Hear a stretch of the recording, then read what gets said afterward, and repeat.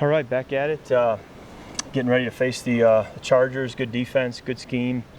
Got a lot of respect for Coach Staley, for Coach Hill, the D coordinator, for personnel they have as well. I think they got a great pass rush and a great secondary, great linebackers. So good defense, good challenge for us. Be first time playing in that stadium, so kind of a new atmosphere for me to get familiar with. But got a bad taste in our mouth right now with where we're at, and so we're looking forward to another opportunity here in a few days to get back out there and play. But they got to have a great week of practice and be ready to go and have a great plan for the challenge we'll have Sunday. So, take any questions you have. What's your take on Delvin's situation? Obviously, it's the elephant in the room right now. I just don't even know enough to comment. No.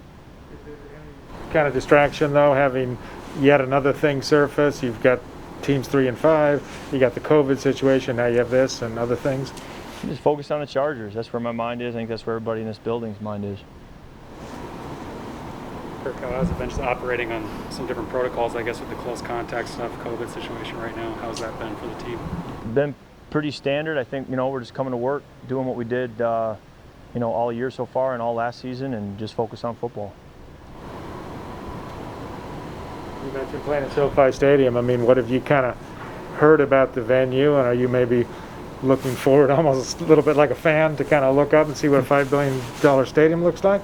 I haven't, I've heard great things, or it looks great on TV, but I haven't talked to a lot of people who have played there, so I don't know much yet. But certainly, looking forward to getting there and getting lay of the land. Kirk, when you study like third downs and just take us, when you're looking at video and you say, okay, third downs weren't good for us, what do you look at? Do you say, we need to change this to that, or is it not that simple ever when you're sitting studying and trying to figure it out and do your self-study?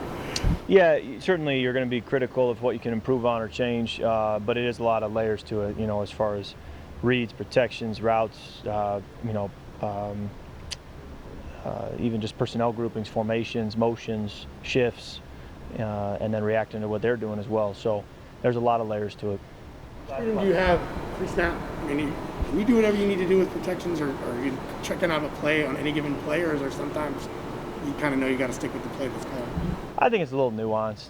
I think you get the extremes of, the play's not called until you're at the line of scrimmage and you've hard counted and you're basically got your whole playbook in front of you, and you've got the other extreme of the play has the answers and there's never an audible. And where you live in that spectrum from play to play, game to game, series to series, it really changes.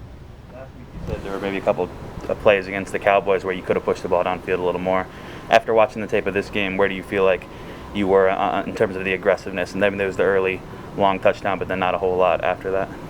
Yeah, I don't think it was a deal of not pushing the ball downfield. I don't think that was something I came away saying no.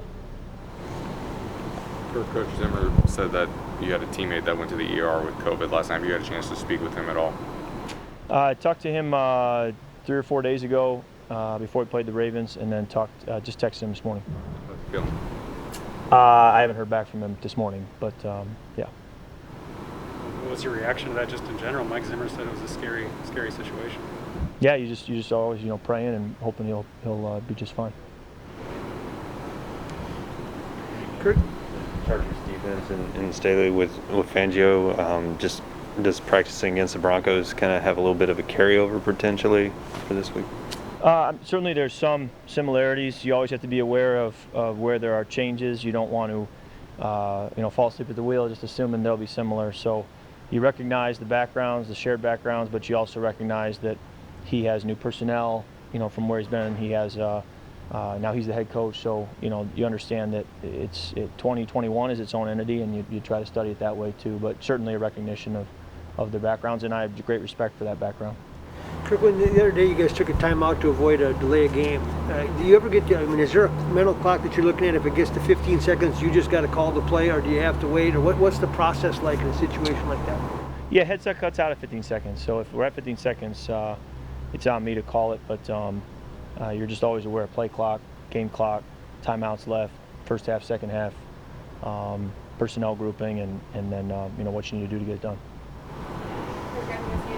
Obviously not anybody's first choice to go from an East Coast game to a West Coast game, but I know historically Vikings fans have traveled pretty well to games on the West Coast. How much can that help on a road game to have a good fan base there?